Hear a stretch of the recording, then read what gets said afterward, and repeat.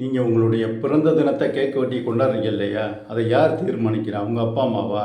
அல்லது உங்களுடைய நெருங்கிய உறவினர்களா? அல்லது சித்தி சித்தப்பாவா? அல்லது உங்களுடைய நெருங்கிய நண்பர்களா? யார் தீர்மானித்தாலும் அது ரெண்டாவது தீர்மானம் தாங்க. முதல்ல அதை தீர்மானிக்கிறது இந்த பூமி. ஏன்னா அந்த பூமி தான் உங்களை மிக பாதுகாப்பாக இந்த சூரியனை சுற்றி மிக வேகமாக அழைச்சிட்டு போய் ஒரு ரவுண்டு அடித்து முடிக்கிறப்ப நீங்கள் அடுத்த பிறந்த தினத்தை கேக் வெட்டி கொண்டாடுறீங்க. அதனால் இந்த பூமி தான் முதல் தீர்மானத்தை எடுக்குது. அதுவும் எந்தவித கட்டணமும் உங்கள்கிட்ட வாங்காமல், பிரேக்கே இல்லாத இந்த பூமி வாகனம் உங்களை தூக்கிக்கிட்டு எவ்வளோ தூரம் பயணிக்க தெரியுங்களா?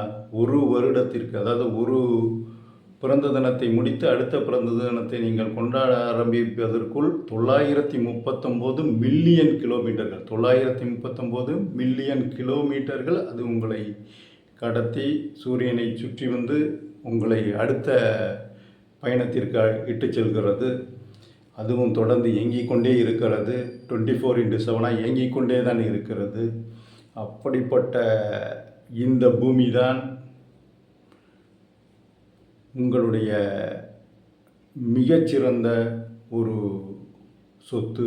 அதை நீங்கள் பாதுகாக்க வேண்டுமே தவிர அதை சீர்கேடு அடைய விடக்கூடாது. உங்களால் என்ன முடியுமோ அதற்கு செய்யுங்கள். நாம் அடுத்தடுத்து அதை என்ன செய்யலாம் அப்படிங்கிறத பார்க்கலாம். இவன் பாரத மக்கள் மேம்பாட்டு மன்றத்துக்காக அருண்மொழி.